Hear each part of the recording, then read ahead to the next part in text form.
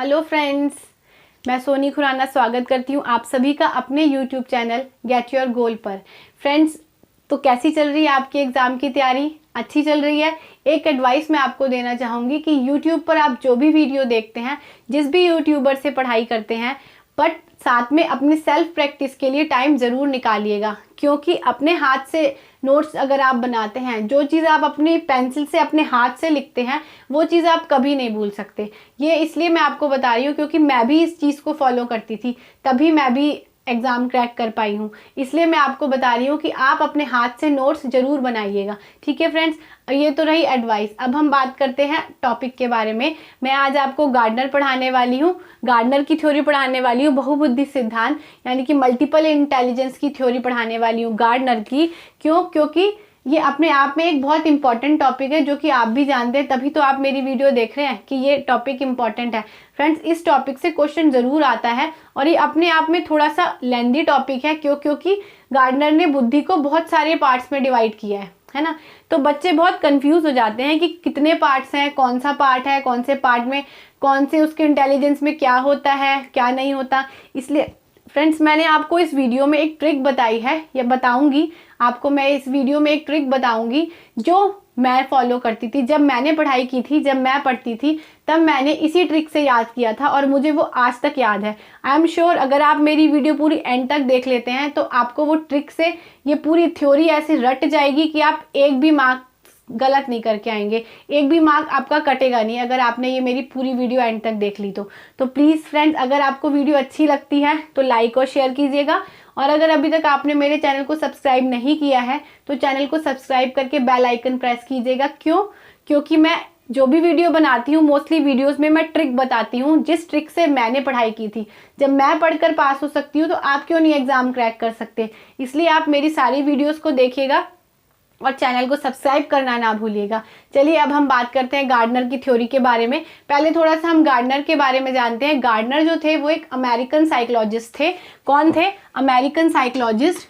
Friends, ये question mostly exam में कई बार पूछा गया है कि गार्डनर कौन थे, कहाँ से बिलोंग करते थे। तो वो अमेरिकन साइकोलॉजिस्ट थे।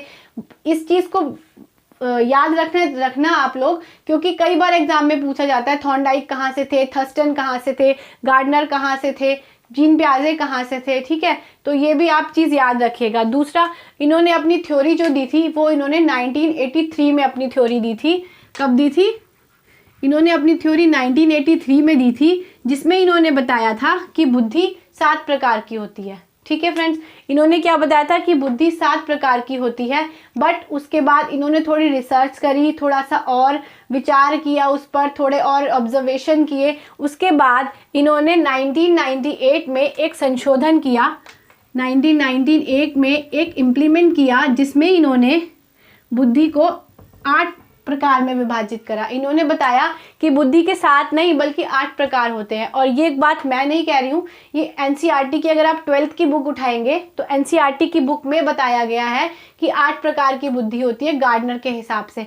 इसलिए अगर आपको ऑप्शन मिलता है 7, 8 या 9, जो भी ऑप्शन मिलेगा, तो आप 8 को टिक करेंगे, क्योंकि 7 के लिए हम क्लेम नहीं कर सकते। बट अगर 8 आप लगा के आएंगे और आपका अगर आंसर रॉन्ग होता है तो हम क्लेम कर सकते हैं, क्योंकि एनसीईआरटी की बुक में, 12th क्लास की एनसीईआरटी बुक में साफ साफ फर्स्ट चैप्टर में ही लिखा है कि गार्डनर के अकॉर्डिंग बुद्धि 8 टाइप की होती है। ठीक है फ्रेंड्स, तो ये आप इसको याद रखेंगे। एक चीज़ और, गार्डनर जो थे वो 3 मनोवैज्ञानिकों से, 3 साइकोलॉजिस्ट से बहुत प्रभावित हुए। वो कौन थे? एक जीन पियाजे, एक एरिक एरिक्सन और एक ब्रूनर। वो इनके काम से बहुत ज़्यादा प्रभावित हुए। ठीक है फ्रेंड्स, कौन थे वो? जीन पियाजे थे, एरिक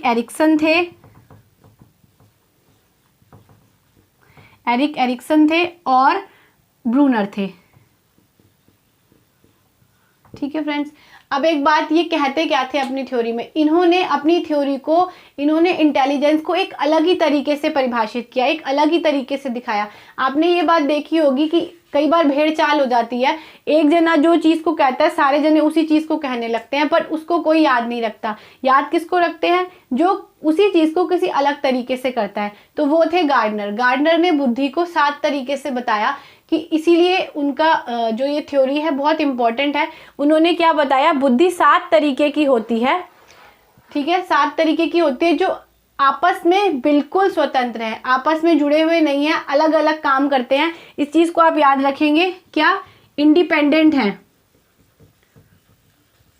जो सातों बुद्धियों के सातों टाइप्स हैं वो इंडिपेंडेंट वर्क करते हैं, वो स्वतंत्र हैं, वो एक दूसरे पर आश्रित नहीं है। जबकि थर्स्टन क्या कहते थे, थर्स्टन ने बुद्धि के 7 टाइप बताए थे। अगर आपने वो थर्स्टन की वीडियो नहीं देखी तो आप वो वीडियो जाके मेरे चैनल पर देखिएगा, मैं उसकी प्लेलिस्ट भी डाल दूंगी डिस्क्रिप्शन बॉक्स में। थर्स्टन ने बताया था कि 7 प्रकार की बुद्धि होती है, 7 प्रकार की बुद्धि होती है। वो क्या कहते थे, वो कहते थे बुद्धि तो 7 प्रकार की होती है पर वो सब मिलकर काम करती है, इसलिए समूह में काम करती है, ग्रुप में काम करती है, इसलिए उनकी थ्योरी का नाम ग्रुप फैक्टर है। और ये क्या कहते थे कि जो 8 टाइप की बुद्धि है वो इंडिपेंडेंट है, वो एक दूसरे पर डिपेंड नहीं करती है, एक दूसरे पर आश्रित नहीं है, वो अलग अलग काम करती है, अलग अलग क्षेत्र में काम करती है। तो मेन आपको डिफरेंस, तो मेन पॉइंट ये याद रखना है। अब हम बात करते हैं कि उन्होंने कितने टाइप की बुद्धि बताई और कितने टाइप की उन्होंने बुद्धि को किस तरीके से विभाजित किया है। हाँ तो फ्रेंड्स, अब हम जान लेते हैं कि गार्डनर ने कितने टाइप की बुद्धि बताई थी, मतलब उसने इंटेलिजेंस को कितने टाइप्स में डिवाइड किया था। तो जैसा कि मैंने आपको अभी पहले बताया कि एनसीईआरटी के अकॉर्डिंग 8 टाइप्स की बुद्धि को ही माना गया है कि गार्डनर ने 8 टाइप की बुद्धि बताई थी। अब हम उनके बारे में सुनते हैं। पहले फ्रेंड्स, आप उसको डीपली जानने से पहले आप एक बार पहले नाम मैं आपको बताऊंगी, क्योंकि डायरेक्ट नाम से भी क्वेश्चन सीटेट में पूछे जाते हैं या यूटेट में, जितने भी टीचिंग एग्जाम्स हैं उसमें डायरेक्ट नाम से भी क्वेश्चन पूछे जाते हैं। तो आप पहले नाम समझ लीजिए, चाहे तो आप स्क्रीनशॉट भी ले सकते हैं। फर्स्ट है संगीतात्मक बुद्धि, म्यूजिकल इंटेलिजेंस। सेकेंड है शारीरिक गतिक बुद्धि, बॉडीली काइनेस्टिक इंटेलिजेंस। थर्ड है शाब्दिक भाषाई बुद्धि, जिसे कहते हैं वर्बल लिंग्विस्टिक इंटेलिजेंस। फोर्थ है स्थनिक बुद्धि, जिसे कहते हैं स्पेशल इंटेलिजेंस। फिफ्थ है तार्किक गणितीय बुद्धि, जिसे कहते हैं लॉजिकल मैथमेटिकल इंटेलिजेंस। सिक्स है अंतर्वैयक्तिक बुद्धि, यानी कि इंटरपर्सनल इंटेलिजेंस। फ्रेंड्स, ये इंटर लिखा है, यहाँ पे थोड़ी सी रिफ्लेक्शन आ रही है लाइट की, तो आप लिख लीजिएगा इंटरपर्सनल इंटेलिजेंस। सेवेंथ है अंतर्वैयक्तिक बुद्धि, जिसे हम कहते हैं इंट्रापर्सनल इंटेलिजेंस। फिर है लास्ट प्रकृतिवादी बुद्धि, यानी कि नेचुरलिस्टिक इंटेलिजेंस। फ्रेंड्स, अब आप ये अपने आप में ही 8 नाम है, थोड़ा भारी भरकम से लगते हैं लर्न करने में, बट मैं जब पढ़ती थी, जब मैंने सीटेट यूटेट किया, तो मैं इसी तरीके से लर्न करती थी जो मैं अब आपको ट्रिक बताने वाली हूँ। हाँ, थोड़ी फनी है, बट मैं श्योर हूँ अगर आप इस ट्रिक से याद करेंगे तो आपको याद रहेगा। मुझे तो अभी तक याद है। ठीक है फ्रेंड्स, तो पहले थोड़ी ट्रिक समझ लेते हैं। मैंने कैसे इसको लर्न किया था। मैंने लर्न किया था MBBS लीन, MBBS लीन। ठीक है फ्रेंड्स, अब देखिए MBBS जो होती है, जो डॉक्टर बनने के लिए पढ़ाई होती है, जो हम MBBS करते हैं, उसके लिए हमें कैसे पढ़ना पड़ता है, लीन होके पढ़ना पड़ता है। बिल्कुल पढ़ाई में हमें लीन हो जाना पड़ता है, तभी हम डॉक्टर बनते हैं। तो मैंने इसको इस तरीके से याद किया था। फिर MBBS की जगह, B की जगह आपने करना है VS। ठीक है, आप इसको इस तरीके से लर्न करेंगे तो आप कभी नहीं भूलेंगे। M for musical intelligence, B for bodily kinesthetic intelligence, V for verbal intelligence, S for spatial intelligence, L for linguistic, L for logic intelligence, I for interpersonal, I for intrapersonal and N for naturalistic intelligence. ठीक है friends, ये हो गया। M for musical intelligence, B for bodily intelligence, V for verbal linguistic intelligence, S for spatial intelligence, L for logical mathematical intelligence, I for interpersonal, I for intrapersonal and N for naturalistic intelligence. ठीक है friends, ये तो हो गई इसको याद करने की ट्रिक। अब हम इसको एक एक करके समझते हैं। आपको समझ आया? MBBS लीन, MBBS में एक B को आपने हटाना है तो वो वहाँ पे लगाना है आपको V। तो MBBS लीन, M for musical intelligence, B for bodily kinesthetic intelligence, V for verbal intelligence, S for spatial intelligence, L for logic intelligence, I for interpersonal intelligence, I for intrapersonal intelligence and again N for naturalistic intelligence। ठीक है, ये तो हो गई इसको याद करने की ट्रिक। अब हम इसको एक एक करके समझ लेते हैं। ठीक है फ्रेंड्स, तो फर्स्ट है संगीतात्मक बुद्धि। जैसे कि नाम से ही पता चल रहा है म्यूजिक, ऐसे लोग जिनमें म्यूजिक से रिलेटेड कुछ कुशलताएं होती है या कुछ स्किल्स होते हैं, जैसे कैसे पिच को हाई करना है, कैसे लो करना है, म्यूजिक की नॉलेज मतलब जिन लोगों को होती है उनके अंदर म्यूजिकल इंटेलिजेंस सबसे ज़्यादा होती है। जिसमें आप मान सकते हैं जो सिंगर्स होते हैं या एंटरटेनर्स होते हैं, सिंगर जैसे कि लता मंगेशकर, बाथरूम सिंगर्स इसमें नहीं आएंगे, इसमें बस वो सिंगर्स आएंगे जिनको सिंगिंग की नॉलेज होती है। ठीक है, आप ऐसे इसको याद कर सकते हैं कि सिंगर और एंटरटेनर लोग जो होते हैं उन्हें पता है कि हमें कैसे एंटरटेन करना है सामने वाले को, तो उन लोगों में भी म्यूजिकल इंटेलिजेंस पाई जाती है। अब सेकंड आता है शारीरिक गतिक बुद्धि। शारीरिक माने बॉडी। अब देखिए ये किन लोगों में होती है, किन बच्चों में, वो लोग या वो बच्चे जिनको अपने बॉडी को बैलेंस करना बहुत अच्छे से आता है, बॉडी से खेलना जानते हैं। जैसे क्रिकेटर ले सकते हैं आप, क्रिकेटर कितने अच्छे से अपनी बॉडी को चलाना जानते हैं, उन्हें कैसे बनाना है, कैसे चलाना है। डांसर्स को ले सकते हैं, कैसे डांस करना है। अब देखिए आजकल के जो डांस चल रहे हैं, हम लोग तो कर नहीं सकते उस डांस को। क्यों? क्योंकि शायद कहीं ना कहीं हमारे अंदर बॉडीली काइनेस्टिक इंटेलिजेंस की कमी होगी, तभी हम उस तरीके का डांस नहीं कर सकते, है ना। तो वो लोग जिनमें अपनी बॉडी को कैसे एडजस्ट करना है, कैसे बैलेंस करना है, उन लोगों में ये वाली इंटेलिजेंस पाई जाती है। आप इसको याद रख सकते हैं ऐसे, एक डांसर हो गया या फिर क्रिकेटर हो गया या फिर एथलेट्स होते हैं जो बहुत अच्छे धावक होते हैं, एथलेट्स होते हैं, स्विमिंग करते हैं, किस तरीके से अपने बॉडी को किस तरीके से करना है ना। और एक चीज़ आप एग्जांपल ले सकते हैं, देखिए आपने सर्कस गए होंगे, सर्कस में देखा होगा जो लोग ऊपर हवा में अपने दिखाते हैं अपनी कलाबाजियाँ या अपने करतब दिखाते हैं, पैरों से पकड़ लेते हैं, एक दूसरे को ऐसे हाथ से पकड़ लेते हैं, तो वो कैसे कर लेते हैं? क्योंकि उन पे अपनी बॉडी पर बहुत अच्छी पकड़ होती है, वो उसको बैलेंस करना जानते हैं। ठीक है, तो ये तो हो गई सेकंड टाइप की बुद्धि। अब हम थर्ड पर आते हैं जो कि है वर्बल लिंग्विस्टिक बुद्धि। ठीक है, वर्बल लिंग्विस्टिक इंटेलिजेंस यानी कि शाब्दिक भाषाई। शाब्दिक मतलब शब्द। वो लोग जो शब्दों से बहुत अच्छा खेलना जानते हैं, मतलब अपने शब्दों से ही सामने वाले को बिल्कुल एडजस्ट कर लेते हैं कि जैसा हम चाहते हैं हम उनसे वैसा करा लेते हैं। उनको क्या आप मान सकते हैं, जैसे पंडित जी हो गए या फिर नेता हो गए।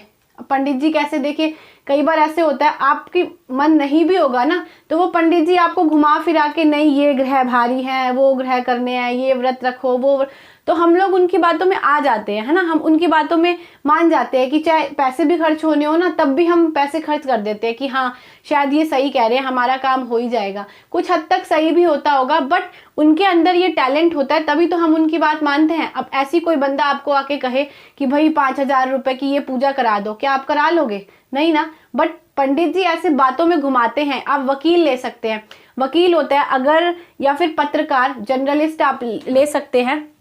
यहाँ मैं लिख देती हूँ जर्नलिस्ट हो गए या फिर लॉयर हो गए, और कवि, पोएट जो होते हैं वो भी इसी वाली फील्ड में आते हैं। मतलब अब पोएट है, अगर उसे कविता लिखनी है तो वो कितनी कैसी कविता लिख सकता है। मतलब झरने बोलते हैं, चिड़िया गाती है, चिड़िया कभी गाती है, झरना कभी बोलता है? नहीं ना। बट वो इस तरीके से वर्ड्स के साथ खेलता है कि हमें भी लगने लगता है कि हाँ शायद ऐसा होता है ना।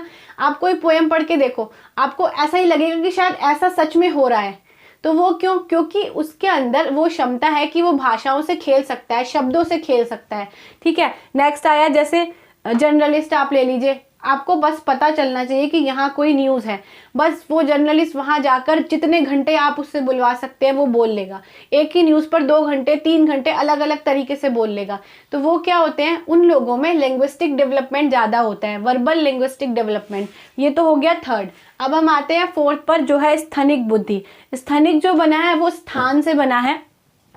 स्थनिक किससे बना है? वो स्थान से बना है।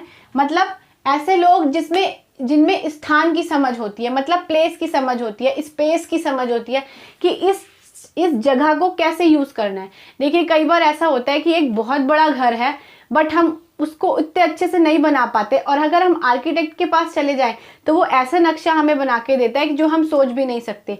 तो आर्किटेक्ट कौन होते हैं? वो लोग जिनमें स्पेस को एडजस्ट करने की सारी नॉलेज होती है कि इस स्पेस को हम कैसे यूज़ कर सकते हैं। एक न्यूज़ आई थी जिसमें 6 गज की जगह पर एक घर बना है 3 मंजिल। तो वो किसने बना लिया? क्या हम दिमाग लगा सकते थे कि एक 6 गज की जगह पर इतना बड़ा घर हम, या उसमें रसोई भी है, रूम्स भी हैं, सब कुछ है। तो वो किसका काम था? वो एक आर्किटेक्ट का काम था, क्योंकि उसके अंदर ये स्पेशल इंटेलिजेंस ज़्यादा थी। अब आप मूर्तिकार इसमें आते हैं, मूर्तिकार भी जो मूर्ति बनाते हैं, या कलाकार हो गए, पेंटर्स हो गए, लिख लेते हैं इसको। आर्किटेक्ट्स जो होते हैं, आर्किटेक्ट्स हो गए, या फिर मूर्तिकार हो गए जो स्टैचू बनाते हैं, स्टैचू मेकर्स हो गए, पेंटर्स हो गए, ठीक है। वो लोग कौन आते हैं? इसमें आते हैं। अब आप पेंटर है, वो पेंटिंग बनाएगा तो उसको सब पता होगा कि भाई नदी यहाँ से निकलेगी, पहाड़ यहाँ से निकलेंगे, तब सुंदर लगेगी, तब ये सीनरी सुंदर लगेगी, या तब ये फोटो सुंदर लगेगी, है ना। तो उसको ना स्पेशल वो मूर्तिकार कैसे करता है? अब एक पत्थर होता है, उसपे वो छोटे छोटे हथौड़ा चला चला के उसमें नाक बनाता है, आंख बनाता है। हमसे अगर कोई कह दे ना ये मूर्ति है, इस पे जरा हथौड़ा चला के आंख बना लो, हम तो शायद मूर्ति फोड़ देंगे। तो क्योंकि हमारे अंदर शायद ये वाली इंटेलिजेंस की कमी है ना। तो जो लोगों में स्पेशल इंटेलिजेंस की ज़्यादा होती है या अधिकता होती है, वो लोग ये बन सकते हैं अगर उन्हें अच्छा एटमॉस्फेयर मिले तो। अगर उन्हें वैसा ही एटमॉस्फेयर मिलता है तो वो लोग ये चीज़ बन सकते हैं। क्या? जैसे आर्किटेक्ट बन सकते हैं, पेंटर्स बन सकते हैं। और मैंने आपको और क्या एग्जाम्पल दिया था? आर्किटेक्ट्स हो गए, पेंटर्स हो गए, या फिर स्कल्पचर होते हैं जो फिर मूर्तियाँ बनाते अलग अलग तरीके से, वो लोग हो गए। इसमें आते हैं वो स्थनिक बुद्धि।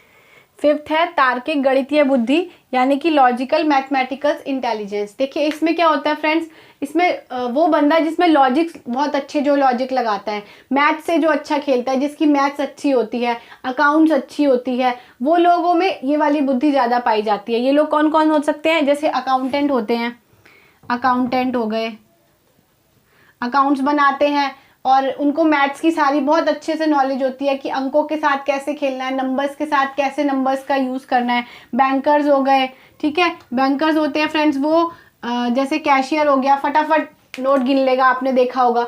तो वो सब लोग किस में आते हैं? ये इसमें जो अच्छे से किसी भी चीज़ पर एनालिसिस कर सकते हैं, लॉजिक लगा सकते हैं, तर्क वितर्क कर सकते हैं, और जिनकी क्रिटिकल थिंकिंग होती है, एब्स्ट्रैक्ट थिंकिंग होती है, वो लोगों में ये बुद्धि पाई जाती है।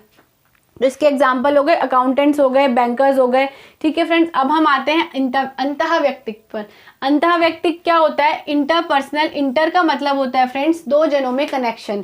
जैसे जो लोग किसी सामने वाले से बहुत जल्दी उसकी बात निकलवा लेते हैं, आपने देखा होगा, कई बार फील किया होगा, हम अंदर से दुखी हैं, अगर कोई चीज़ हमें टेंशन है या कोई चीज़ हमें दुख है, तो अगर हमारे सामने 2 बंदे बैठे हैं तो ज़रूरी नहीं हम अपना दुख हर किसी को बता देते हैं, नहीं ना। बट उन दोनों में से अगर कोई एक ऐसा बंदा, कई बार ऐसा होता है कि वो बंदे से हम अपने दिल की बात बोल देते हैं, चाहे हम उससे पहली बार भी मिले होते हैं, बट हम उसे अपनी बात बता देते हैं। क्यों? क्योंकि उस व्यक्ति में इंटरपर्सनल इंटेलिजेंस ज़्यादा होती है। वो हमें ऐसा लगता है कि ये सामने वाला हमें बहुत अच्छे से समझ रहा है, हमें अपनी बात का सॉल्यूशन हम इससे ले सकते हैं। तो उन लोगों में इंटरपर्सनल इंटेलिजेंस ज़्यादा होती है। इसके एग्जाम्पल कौन होते हैं? काउंसलर्स होते हैं, और मनोवैज्ञानिक होते हैं, साइकोलॉजिस्ट होते हैं। आपने देखा होगा कई बार कि काउंसलर्स होते हैं जो हमारा माइंड का जो माइंड पढ़ लेते हैं, वो काउंसलर बताते हैं हाँ भाई ऐसे कर, आपने ऐसा करा, आपको ऐसा करना चाहिए था, है ना, इस टाइप से। तो वो लोग जो होते हैं उनमें ये वाली बुद्धि पाई जाती है। कौन होते हैं? काउंसलर्स हो गए, और मनोवैज्ञानिक हो गए, साइकोलॉजिस्ट हो गए, ठीक है, साइकोलॉजिस्ट हो गए। अब हम आते हैं अंतः व्यक्तित्व पर। अब अंतः व्यक्तित्व कौन होते हैं? अंतः व्यक्तित्व, अंतः मतलब अंदर, जो अपने बारे में अच्छे से समझ पाते हैं, अपनी जानकारी जिनको ज़्यादा होती है, उन लोगों में ये बुद्धि होती है। अब हर किसी में ये चीज़ भी नहीं होती, जैसे मैं कौन हूँ, मैं क्यों आया हूँ इस धरती पर, है ना। अब जैसे कई गुरु महात्मा होते हैं जिनको ज्ञान मिल चुका होता है, जिन्हें कहते हैं निर्वाण प्राप्त हो गया, या फिर जिनको आंतरिक दर्शन हो गए हैं, है ना, उस टाइप से। तो वो लोग जो होते हैं उनमें ये वाली चीज़ ज़्यादा होती है। ये चीज़ अपने लोगों में नहीं होती, तो हम लोगों में शायद ये चीज़ इंट्रापर्सनल ये हो गया, इंटरपर्सनल इंटेलिजेंस की कमी होगी शायद। अब नेक्स्ट आते हैं प्रकृतिवादी बुद्धि। हाँ, थोड़ा थोड़ा सब में हो, थोड़ा थोड़ा तो मुझ में भी हर चीज़ है, मुझे फील होती है हाँ मैं अच्छा गा भी सकती हूँ, मैं अच्छा डांस भी कर सकती हूँ, लॉजिक्स भी, मैथ्स भी मेरी अच्छी है और क्या नाम है, नेचर से भी मैं प्यार करती हूँ और स्पेस वगैरह भी मैं जान लेती हूँ थोड़ा बहुत। बट ये है कि अगर किसी भी एक फील्ड के बच्चे को वो एटमॉस्फेयर मिले, उसी चीज़ का एटमॉस्फेयर मिले, तो वो बन सकता है। जैसे सपोज अगर मेरा सिंगिंग अच्छा है तो मुझे वही इन्वायरमेंट मिलता कि मेरे को म्यूज़िक से ही रिलेटेड इन्वायरमेंट मिलता, म्यूज़िक की कोई कोचिंग मिलती या मैं म्यूज़िक क्लासेस लेती, तो शायद मैं भी इस म्यूज़िक की स्टेज पर कुछ कर सकती थी, है ना, म्यूज़िक की फील्ड में। बट नहीं मिला तो मैं शायद नहीं कर पाई। इसलिए ये जो इंटेलिजेंस है वो उस पर डिपेंड है, उस बात पर डिपेंड है कि उन बच्चों में ये वाली चीज़ ज़्यादा होती है, ये वाली इंटेलिजेंस ज़्यादा होती है। अगर उन्हें वो एटमॉस्फेयर मिले तो वो उस फील्ड में आगे कुछ ज़्यादा कर सकते हैं। ठीक है, अब हम आते हैं नेक्स्ट प्रकृतिवादी बुद्धि पर। तो प्रकृतिवादी बुद्धि क्या है? Naturalistic intelligence. जो लोग नेचर से प्यार करते हैं, कई बार आपने देखा होगा कि कई लोग होते हैं जो पौधों से बातें करते हैं, जिन्हें पौधों का भी दर्द महसूस होता है, तो वो लोग क्या होते हैं? वो होते हैं नेचुरलिस्टिक इंटेलिजेंस उनमें ज़्यादा होती है। उनको अपने आसपास की प्रकृति से, पेड़ पौधों से, जंगलों से, झरनों से, पहाड़ों से, इन सब चीज़ों से बहुत ज़्यादा लगाव होता है। वो उसमें टाइम स्पेंड करना उनको अच्छा लगता है। तो ये लोग कौन हो सकते हैं? ये हो सकते हैं जैसे आप गार्डनर हो गया, कोई माली हो गया, या फिर किसान हो गए। आप इसमें ये एग्जाम्पल आ जाता है कई बार, गार्डनर हो गए, फार्मर्स हो गए, या फिर कई लोग होते हैं जिनको वाइल्ड लाइफ में इंटरेस्ट होता है। जैसे आप डिस्कवरी चैनल ले लें तो उनको वाइल्ड लाइफ में इंटरेस्ट होता है। वो सारे लोग कौन होते हैं? नेचुरलिस्टिक इंटेलिजेंस उनके अंदर ज़्यादा होती है। मैंने फ्रेंड्स आपको ये सारे बता दिए हैं, सारे टाइप्स बहुत अच्छे से बताए हैं। आई होप आप अब कोई मिस्टेक नहीं करेंगे। मैंने आपको ट्रिक भी बता दी थी, वो ट्रिक भी आपने समझ ली होगी और उस ट्रिक से आप याद करेंगे तो आई एम श्योर आप एक भी क्वेश्चन का आंसर गलत नहीं लगाएंगे। ठीक है, ऐसे आपसे पूछ सकता है, मैं आपको बताऊं, एक क्वेश्चन एक टाइप का एक बार आया था, सीटेट में ही पूछा गया था, शायद 2017 में ये क्वेश्चन पूछा गया था कि वो कौन सा बंदा है या एक लड़का है, वो मूर्ति बना, इतनी अच्छे से मूर्ति बना लेता है, या उसे अगर गीली मिट्टी दी जाए तो वो उसको इस तरीके से बना लेता है कि आपको जैसी भी मूर्ति चाहिए वो वैसे बना लेता है। तो उसमें कौन सी इंटेलिजेंस पाई जाएगी गार्डनर के अकॉर्डिंग? तो ऑब्वियसली स्पेशल वाली, है ना, ये वाली स्पेशल इंटेलिजेंस, यानी कि स्थानिक बुद्धि। तो इस तरीके से क्वेश्चन भी पूछे जाते हैं सीटेट में। फ्रेंड्स, आई होप आपको मेरी वीडियो अच्छी लगी होगी, आपको जो मैंने समझाया वो समझ आया होगा। अगर आपको मेरा पढ़ाया हुआ समझ आया है, आपको मेरी ट्रिक भी अच्छी लगी या समझ आया, तो प्लीज़ फ्रेंड्स मेरी वीडियो को लाइक शेयर कीजिएगा और मेरे चैनल को सब्सक्राइब कीजिएगा, ताकि मेरी आगे आने वाली सारी वीडियोस, क्योंकि जिस तरीके से मैंने पढ़ाई करी थी मैं उन ट्रिक से ही आपको बताती हूँ कि आप भी उन्हीं ट्रिक से लर्न करें। तो आप मेरे चैनल को ज़रूर सब्सक्राइब कीजिएगा ताकि मेरी सारी वीडियोस आप तक पहुंच सकें, आपको उनका नोटिफिकेशन मिल सके। So friends, keep supporting and thanks for watching my video and best wishes for your exam. Thank you.